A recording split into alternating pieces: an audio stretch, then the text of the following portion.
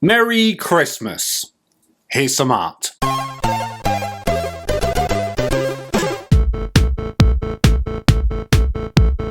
Tony Roberts' wonderful piece of a last stand of the Blood Angels, and there are a few points of note in this picture. Firstly, it's very similar in composition to the last stand of the Crimson Fists used for the cover of the Rogue Trader rulebook. I do wonder if this was an optional piece or if that piece inspired this piece. Also, you will note that the Blood Angels are not wearing their typical complete red armour. They do have that wonderful metallic grey, or is it just grey, left shoulder pad. I do wonder if this is a different style of Blood Angel, if they were just painted differently, maybe a different take on the Blood Angels, or perhaps is this a completely different chapter entirely. And I have a funny feeling that that Blood Angel in the middle there is actually firing his missile launcher backwards. That may be why we didn't see much more of this piece of art. Or maybe those missile launchers were always put on backwards. Now I do feel I need to know. Was the original missile launcher always put on backwards? Let us know what you think in the comments below. I think I prefer those old Blood Angels with the silver shoulder pads, you know.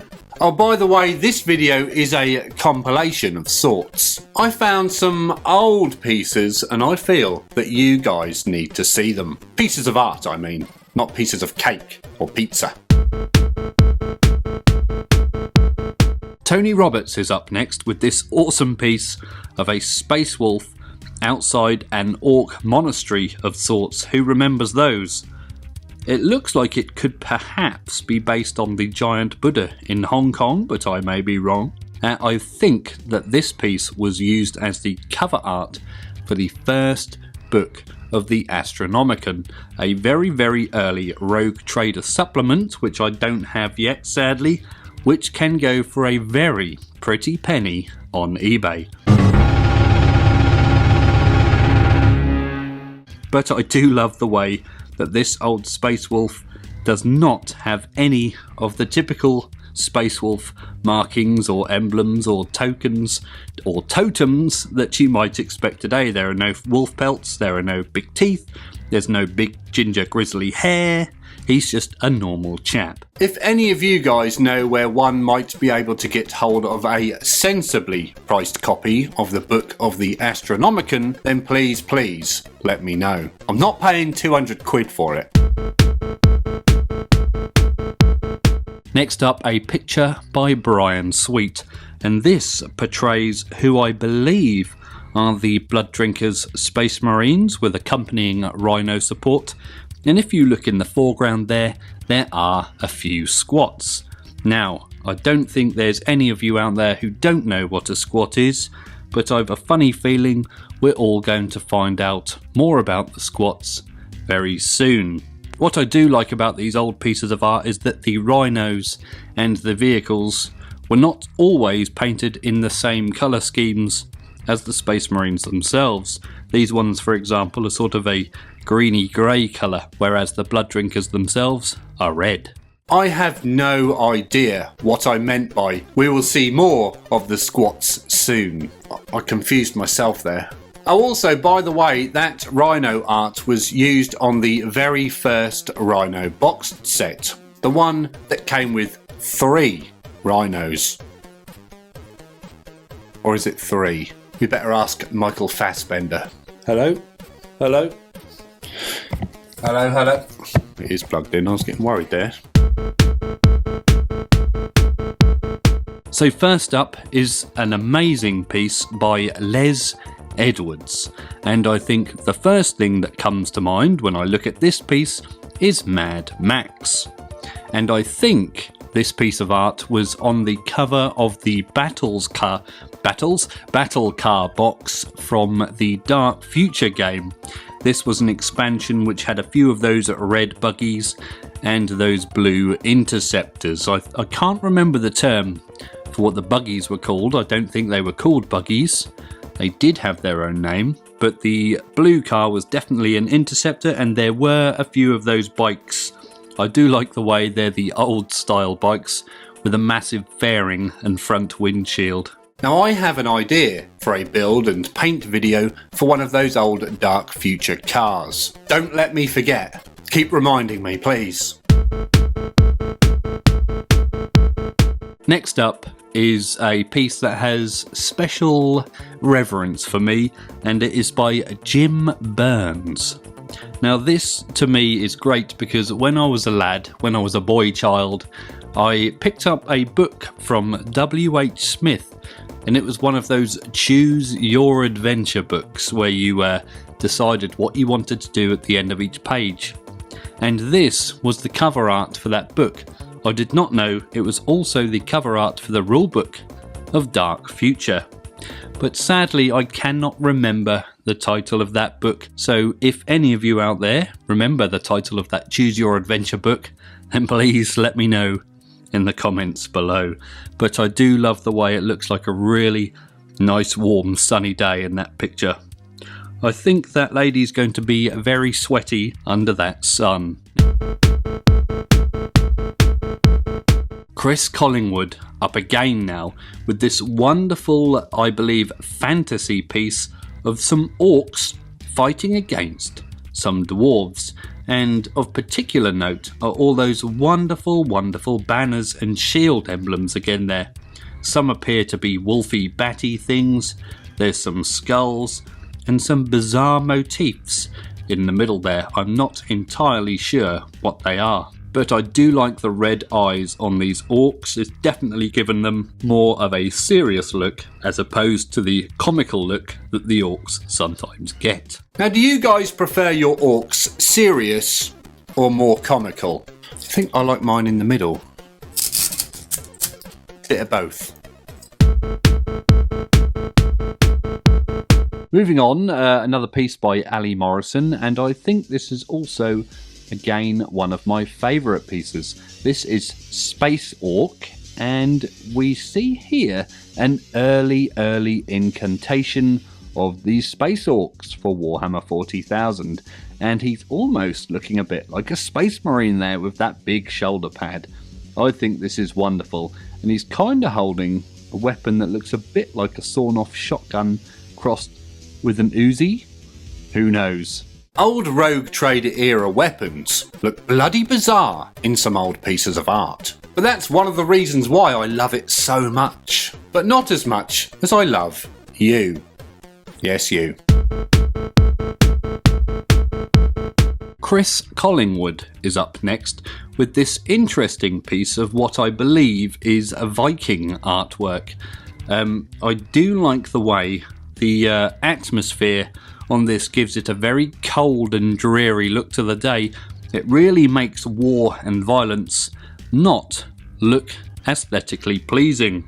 Everyone looks like they've really begrudgingly taken up their roles to have a little violence today. I think maybe it's the colours used, but that does look like a really grey and sombre day. But I do like the little details in there, such as that snake emblem on that shield. And there's a few guys, are they slaves along for the ride, or are they all just wearing different pieces of attire?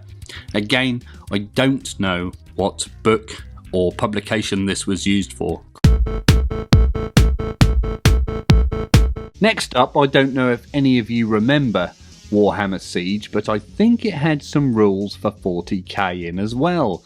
It was a big plastic and polystyrene foam fort you could buy. I think it was called the Mighty Fortress. Anyway, I believe this piece by Aly Morrison is a advertisement piece to go along with that release, and we can see some Space Marines of an unknown chapter. It looks perhaps to be Crimson Fists or Imperial Fists by that banner, fighting off some Orcs trying to take over the fortress. I keep meaning to get a hold of one of those old Mighty Fortress boxed sets, but God knows where I would be able to put it if I did get it. They're bloody massive, aren't they? And then we have possibly the first Chaos Space Marine concept for Warhammer 40,000 by Bob Naismith there. And I think this guy looks fantastic. We can see the corrupted weapons going on there, and articulated backpack. So this is when they were getting the older backpacks with the longer arms on there. Apparatus fixed to the sides of the helm, and a mutated arm. Here's a very, very red piece now by Les Edwards, and I have to admit, I don't know what this piece of art is from or what it accompanied, but I'm going to guess it was something to do with the Slaves of Darkness Chaos books. Maybe some sort of corn demon, but he does look a bit primatey, doesn't he? He looks a bit like a monkey, and they've definitely added some horns and big teeth and a bigger jaw and some big batty ears to that. I think that's fantastic. Staring at that piece for so long has made my eyes go funny. We really have. That red was really bright. Or should I say bright? Must pronounce our T's. A piece by Gary Harrod now. And this, I do think, is a wonderful, wonderful art style. It looks a bit comic bookish. Maybe he was a comic book artist. But just look at the contrast in that image. I think that's fantastic. Here we see a few Space Marines of the Space Wolves chapter having a beatdown by what appears to be a Chaos Renegade. The said Renegade does have a few runes on him, one on his arm there, and one on his forehead, which looks almost stamped on like an afterthought, and that appears to be a Slaneshi rune. A wonderful, wonderful piece. So first up is a lovely piece of artwork which I assume was made to go along with the release of Rogue Trader or sometime thereabouts, and features a group of Space Marines fighting against what I think is Orcs. It's hard to make out any opponents here in this picture, but at the bottom right there is definitely an Orc wearing some armour, which reminds me of that worn by the bad guys in the Conan movie. What I do like about this is the very, very old style Land Raider, which is in the middle of the picture there, but also the sort of C crescent muzzle flashes of the bolters. I think you also see this on the cover art of Rogue Trader. The Crimson Fists bolters have that sort of crescent shaped muzzle flare, and I think that's fantastic. I love the amount of detail that Russ Nicholson puts into his artwork. I can stare at those pieces for hours and still find new things. Gary Harrod is up next again with another Space Marine, and rumour has it that this is the first picture of Horus, of the Horus Heresy theme. I'm not 100% sure if I agree with this. I think it could perhaps just be a random renegade which later on got used as a picture of Horus, but I'm not actually 100% sure. Only the people in the know would know. Gary Harrod, if you're out there, please tell us, is this supposed to be Horus or just a Chaos Renegade? But I do like his power fist there with the sort of skull motif blending in to the back of his fist. That is absolutely beautiful. Also of note, of what I assumed back in the day was lightning behind his head, I think is now actually very straggly hair. One day my hair might look like that, and maybe I shall go renegade with it. Next up is Les Edwards, and I believe this piece was used for the Power of or to the Throne supplement for Warhammer Fantasy roleplay. And on closer inspection, this is a really, really well rendered piece of a skull turned into a cup of sorts with some wonderful green vapours coming out of the top. I think that's really striking. We did a video on that old Power of the Throne game many, many years ago when the channel was new during COVID times. It was a rare non-Warhammer 40,000 theme video that nobody watched. We learnt some lessons that day, I can tell you. And then sadly, the next piece is uncredited. Now, you could probably figure out the artist by the drawing style, but I'm not going to have a punt because I don't want to misrepresent. But this appears to be a Space Marine with rather a lot of bionic upgrades. He appears to have caterpillar tracks for a foot, a pincer for an arm, and a lot of things going on in the waist and shoulder area. Very intriguing. Now, what the hell is this? This is a piece, I believe, by Trish Morrison, known as a Chaos Mutation. And it appears to be a skull, or it might even have the flesh still on it. Is that like the muscled face of a skull? Crossed with a scorpion, as you do. And this thing looks very strange. However, I do like it. Some of those old Chaos Mutations were really quite strange. I feel we're missing a bit of that strangeness and oddness in today's Warhammer 40,000. I don't feel that Chaos is chaotic enough. But that's subjective, I guess. Okay, so this is another Chaos mote? Could be a mote. Another Chaos Mutation, which appears to be a flaming skull by who I assume is Tony Ackland.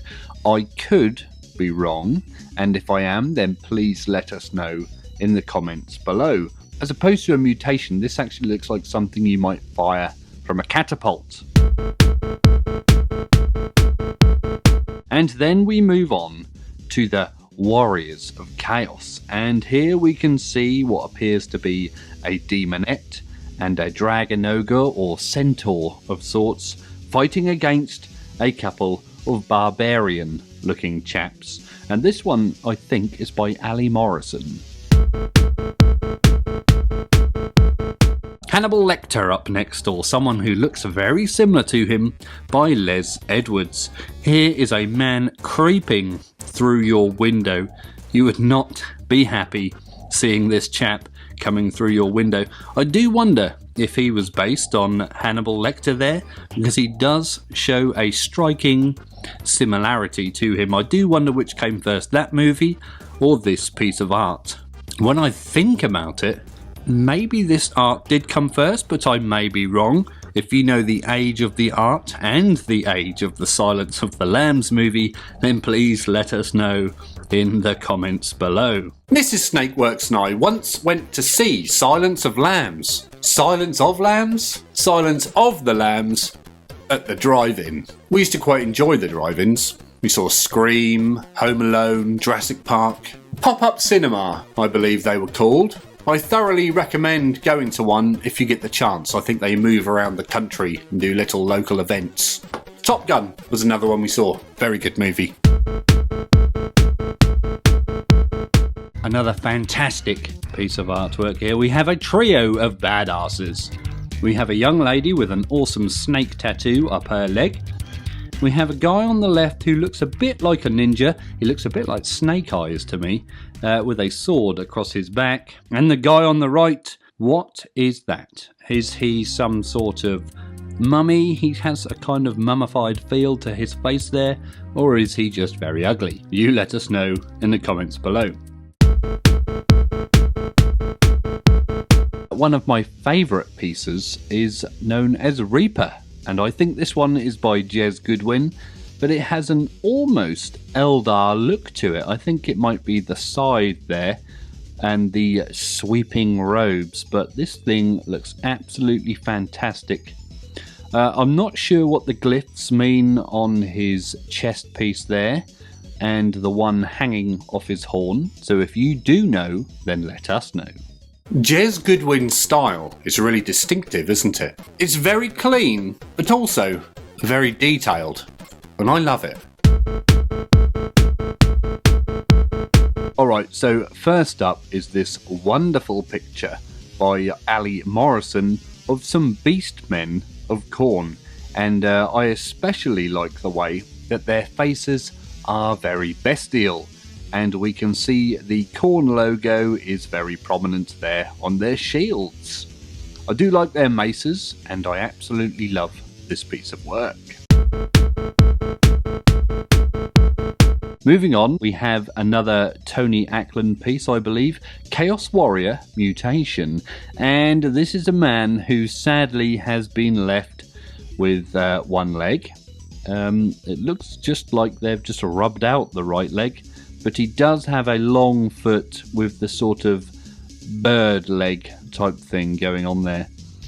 Quite a lot of detail on this one, and very interesting to look at. Was there a character in the old Viz comics that bounced around on one leg? Or was it his testicles? Hold on.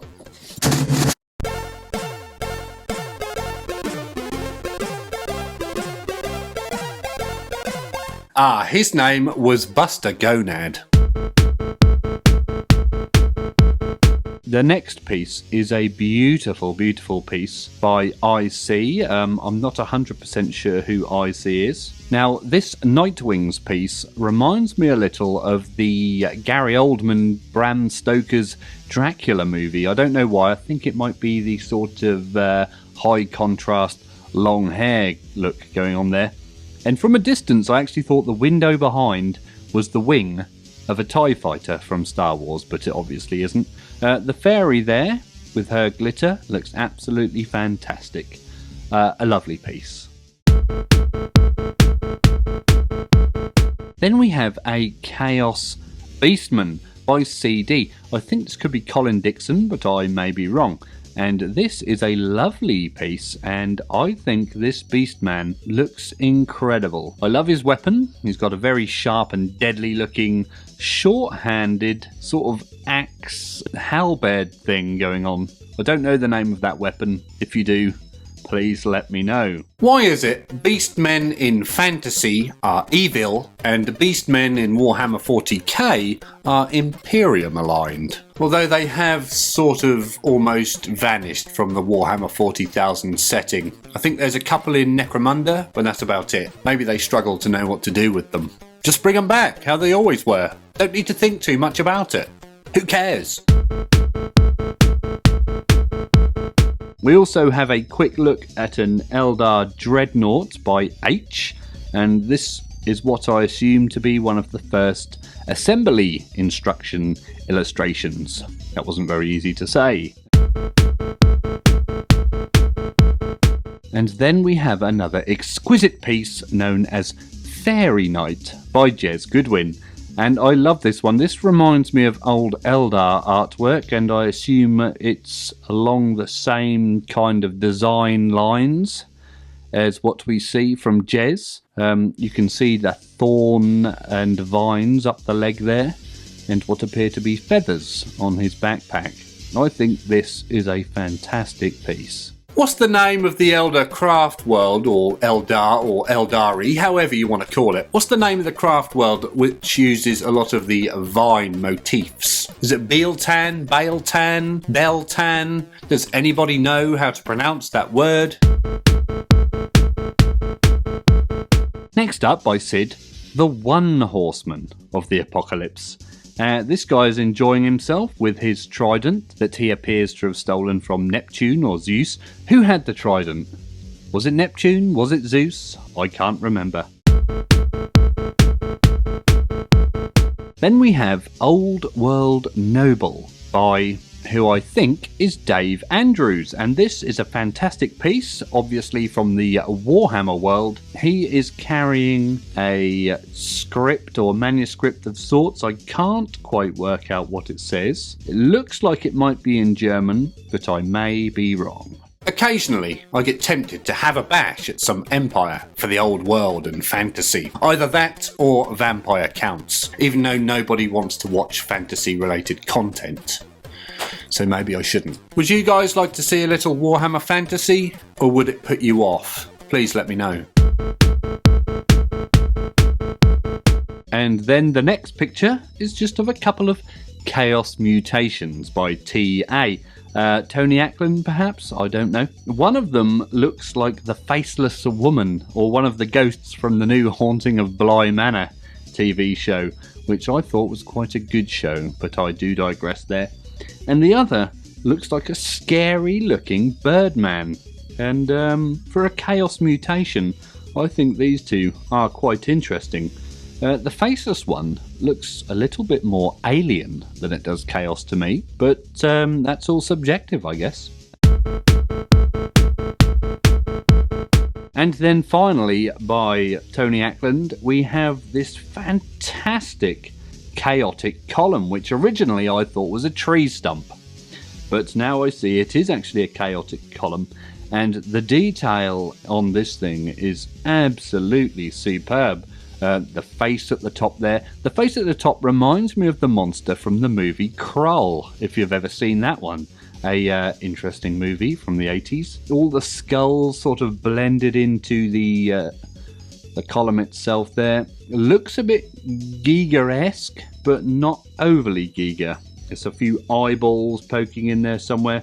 Is that an animal at the bottom of the tree stump hanging off the side? I don't know. A couple of arms hanging out. Absolutely fantastic. A wonderful, wonderful piece. Now, when we get these big chaotic trees and pillars and things, there's always a lot of faces, not body parts on them. My question is, are they alive? Like, can the body parts move? Are the faces individual entities? Would they talk? Or is it just sculpted on detail, like a statue? I like the idea of them being able to talk and stuff, as that means it's more of a chaotic entity, but you never really know. Never seen one animated. Next up is one of our Warg riders. No, I'm not sure if that is a Warg, it may actually just be a wolf, but here we see a goblin armed with a bow and a spear and a shield riding the wolf. Another similar piece of art, I think these may have been like banners or headers for a magazine or perhaps a rulebook of some description.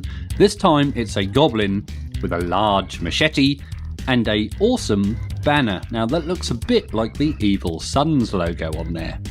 I once knew a lad who had an Evil Sun's logo for a tattoo on his arm. Justin, his name was. Hello, Justin. But I myself am not sure how I feel about Warhammer-themed tattoos. I guess it's all down to the individual. I mean, you can have what you like. Although if you did get a big picture of a rhino on your buttock, I would probably laugh. A brilliant piece of Blood Bowl artwork up next, with a human-looking player smashing through maybe some Skaven there, and the referee, with a nice R on his shirt, is watching on. He does not look too bothered by the violence on show.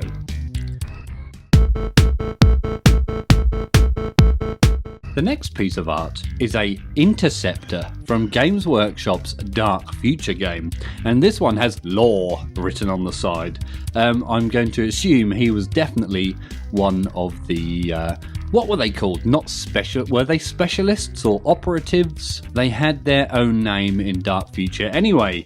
And this car looks a bit like the old Legion of the Damned colour scheme there, with what I assume is black with some flames on it. It might not be black. I think Games Workshop are sleeping on Dark Future. I would love to see it come back. But I suppose they'd want to try and integrate it into the Warhammer 40,000 universe somehow. But half of what made Dark Future so good was the post-apocalyptic setting, or the post-apocalypse as they would say in Mad Max 3. Beyond Thunderdome, an underrated movie which isn't as bad as everyone would like to tell you. Seriously, go watch it again, it's pretty good actually. I actually prefer it to Fury Road, which I feel is probably the most overrated Mad Max movie, but I am old. I used to hate Mad Max 1 as a youngster, but now I quite like it. I guess your tastes change as you get older. Next up, we have an ogre with the biggest shoulder pad in the world ever, playing Blood Bowl again. Notice he does have the 8-pointed Chaos Star on his belt buckle there. He appears to be playing against the Dwarves team, and they have a little hammer on the side of that guy's helmet. An interesting picture next. We have what appears to be a Blood Bowl player holding a flamethrower or something very similar. Is that a flamethrower? Is it something else? If you know what it is, please let us know in the comments below. How is it that some weapons make their way on to the Blood Bowl pitch?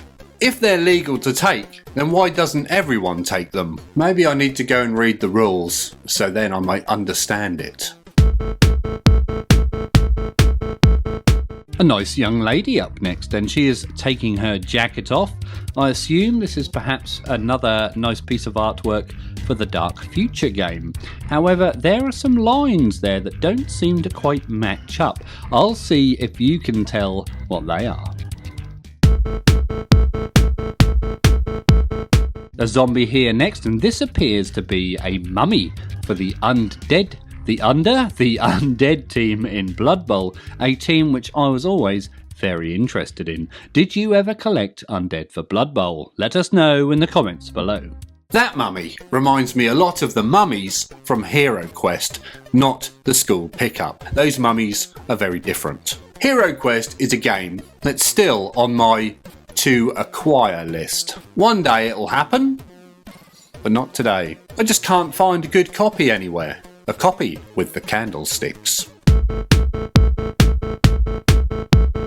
Now, a massive piece of artwork here, another Blood Bowl piece. As you can tell, Pete Knifton was very much drawing a lot of artwork for the Blood Bowl game. This appears to be a match of some sort, with popcorn at the top there. Nice little pun on the corn name there.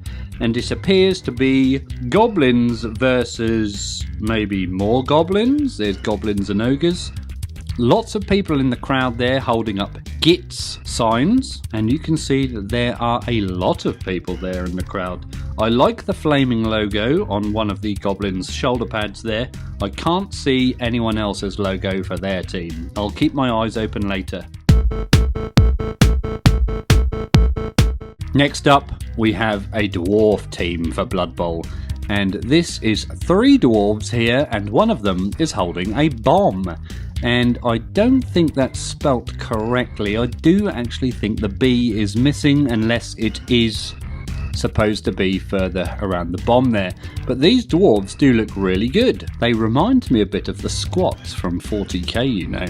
If I was to ever paint a Blood Bowl team or collect one, whatever you call it, I think I would have trouble deciding between the dwarves, apparently they have a little finger, and the humans, the Reichland Reavers, I believe. Although you could probably paint them as a different area of humans. Like Norwich City Blood Bowl team, the best Blood Bowl team out there. Oh, and I'd also maybe like to collect the Undead team, although I don't like their cartoony Halloween theme they've got going on at the moment, the purple and green. Next up, a very proud looking beast man. Is that a beast man or is that a chaos something or other? He looks like a beast man to me. Notice either side of him he has some very ominous silhouettes, and they are chasing the poor humans in front of them, and the beast man, like I said, is very pleased with his work. Now, next up, we have a very intriguing picture. Is this perhaps some sort of self-portrait of sorts? There's a couple of characters there in the middle. Both have beards, and they look very different to the rest of the characters. It's almost as if these are maybe caricatures of people that Pete Knifton may or may not have worked with. The guy on the left, this is probably your left, I don't know. Looking at cameras, it's always hard to work out which will be left. Anyway, this is my left. This is the left. The guy on the left reminds me of Russell Crowe mixed with Mad Max. I think it might just be a young John Blanche though. I think the guy on the right is Pete Knifton himself, although I cannot confirm this as I'm not 100% sure. Maybe one of you guys knows. Now here's a strange piece of artwork, another Blood Bowl piece, as you would have guessed, and we have a skeleton playing Blood Bowl with a chainsaw. Where else would you find a football skeleton, a skeleton playing football with a chainsaw, if not in Blood Bowl? But if you have a look at the gentleman on the left, he has a Space Wolves logo on his Blood Bowl helmet. Now, why does he have a Space Wolf logo on his helmet? Would you have a logo on your helmet? Let us know in the comments below. A slightly different feel to the next piece of artwork, and this is, I believe, the original Chainsaw Warrior. Chainsaw Warrior was a very, very old game for Games Workshop, and I think if you wanted to play it now, you can play it on things like Steam, although I don't think we have an actual boxed game available anymore. And you can see the Chainsaw Warrior there is chopping through some hordes of undead, and there's a couple of robotic men there who remind me a bit of Doctor Doom from the Fantastic Four franchise. That chap down the bottom left there and the bottom right. Very, very interesting. I've always had an interest in Chainsaw Warrior. Just from the miniatures and the artwork, I think it looks quite interesting. Looks quite fun. I've no idea how it plays though. Have any of you guys played it? If so, what's it like? Another piece of artwork here. I believe this is the second part to that first match picture we saw earlier. And this is the Goblins versus Goblins. The Gits are great. We have the evil Gits in the background, Specky, the Gits Aresh, Specky again, Slab, maybe Pete Knifton referred to someone as Specky. If you know who that could be, let us know in the comments below. But the referee really does appear to be having a very hard day there, keeping track of this game. Next up, we have a skeleton man, and I have no idea what this is supposed to be representing. However, if you take a closer look, it appears he has some kind of cat creature, or is that a spider, crawling around or out of his neck. I have no idea what that's supposed to be, but I love it. Again, we have the very bright, minimal shaded fire effects going along with the rest of the piece. This is brilliant. Also, down the bottom left, originally I thought that looked like a facehugger from Aliens, but on closer inspection, I can see that it's just a plant. The flames at the top of that piece always looked like stylised writing to me, something you draw in your sketchbooks when you were 12. Every time I see that picture, I try to read what the words might say and end up coming up with nothing, because I don't think it is words, it just looks like it. Next up, we have some more very similar images of the goblins riding wolves, or the wargs, or whatever they may be.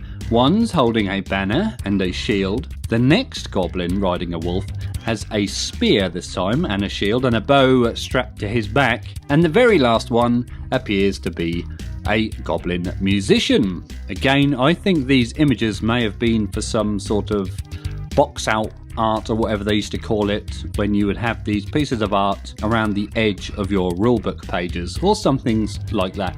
I may be very wrong, but that's what it looks like to me. Next up, we have a very upset looking man having a chat with a dwarf. Well, I don't know if he's having a chat, perhaps he's ignoring the dwarf, but the dwarf does not look happy. There's a few people also in the background who also don't look happy, but when I take a closer look at this, I do love all the cross-hatching methods of shading going on. You can see a lot of it around the clothing and the walls in the background. This is beautiful. Every single person in that picture looks miserable. It looks just like the office where I used to work. A very dark picture up next, which appears to be a man. Perhaps he is a magician or some sort of character of sorts, standing in a very dark room full of stuff. Looks to be a few barrels, maybe there's some alcohol, or maybe he's forging some weapons, and he's standing next to a very hot looking fire. And interestingly, you can see the fire is very bright, using absolutely no shading at all apart from that in the actual fireplace itself. and then the rest of the piece is very highly shaded, giving some wonderful, wonderful contrast there. A very, very busy piece up next, and at first glance this looks like a mess, and then you look a bit closer and you can see that it is a fantasy piece of, again, some orcs, I believe, fighting against some humans, and front and centre there is a knight on top of his steed, fighting against a dwarf with an axe and a shield. There are plenty of other knights in the picture, and I do like the winged helm that the knight is wearing. Again, there is a lot of cross-hatching and stippling shading, and this adds a lot of lovely looking texture to the piece. Which Marvel superhero was it that had the winged helmet? I have a reindeer horn helmet. Were the wings on Thor's helmet, or was it Captain America? Or was it both? I swear I've seen them both with winged helmets over the years. Sanguinius up next, or someone who reminds me of Sanguinius. It's a very beautiful looking chap with his bow here, fighting against what could possibly be some undead, maybe? Little bit like Jason and the Argonauts, perhaps.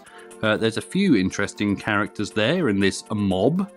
There's your Sanguinius alike up the top, and there's a few guys flanking him. I think the person on the right there is a young lady, and she has fantastic eyeshadow going on, or maybe that's some face paint.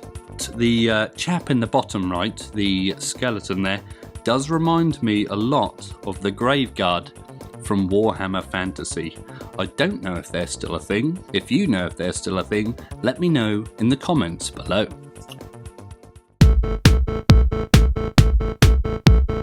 Another fortification piece, and I do wonder if this was also to go along with a Warhammer Siege or the Mighty Fortress, and this time it's a sort of goblin looking chap, almost a cross between a human and a goblin, and there's some humans maybe surrendering on top of the ramparts up there, but I do like the way the chainmail has been portrayed by all these little circles, and it adds so much texture to the piece and looks very interesting to my eye. Sometimes I find it hard to differentiate between an orc and a goblin.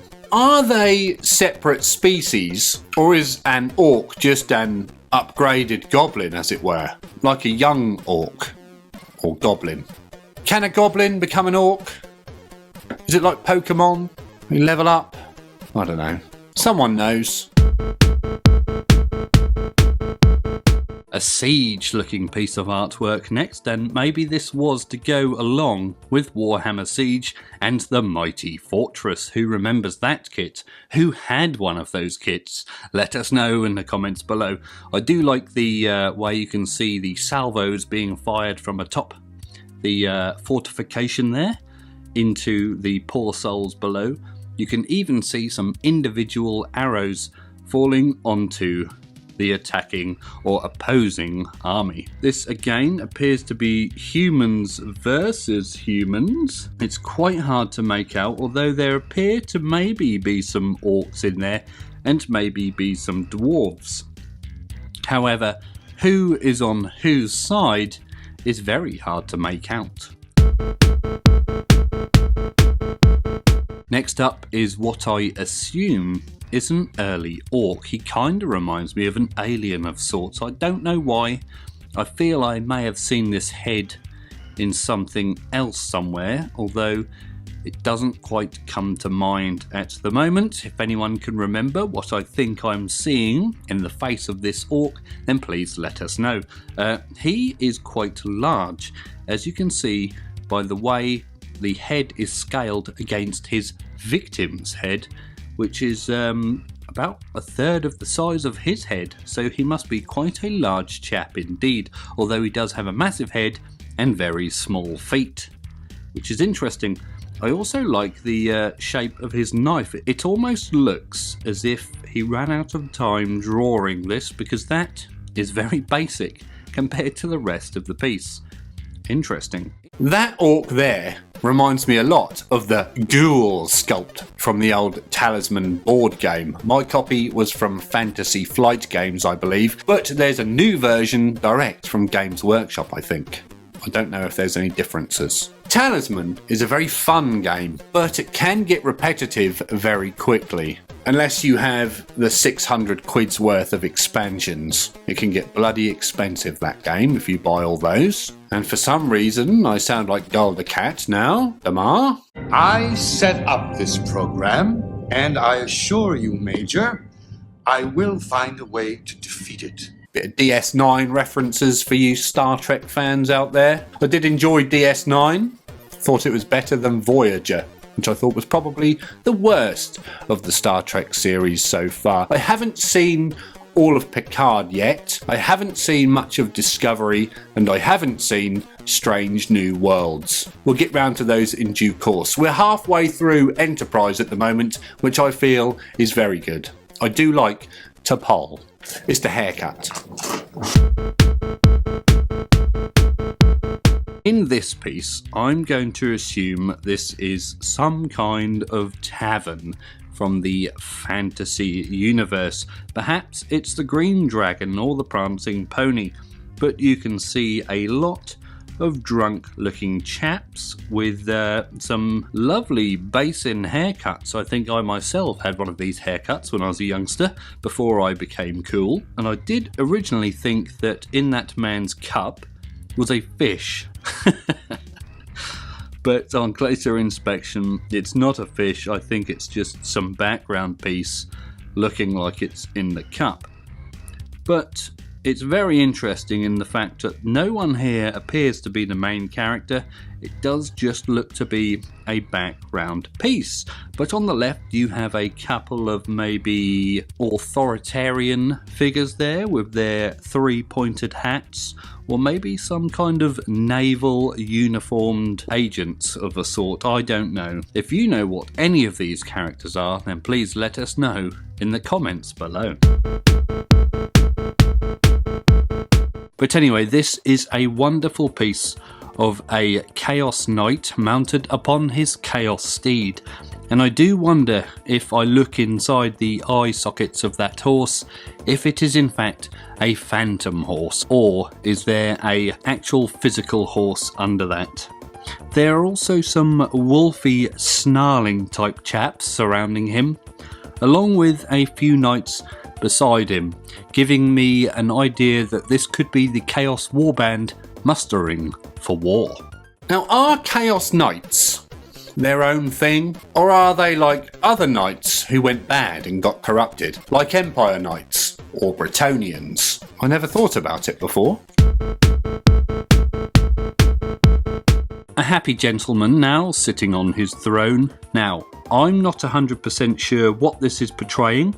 Maybe it's one of the Chaos Gods on their throne.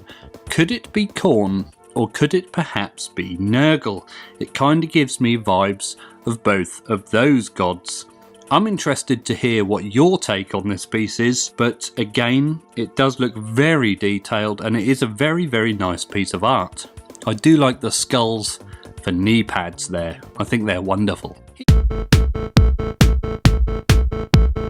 Here's a symbol you might have seen whilst doing your rounds in the Warhammer hobby, and this is the symbol of Khorne.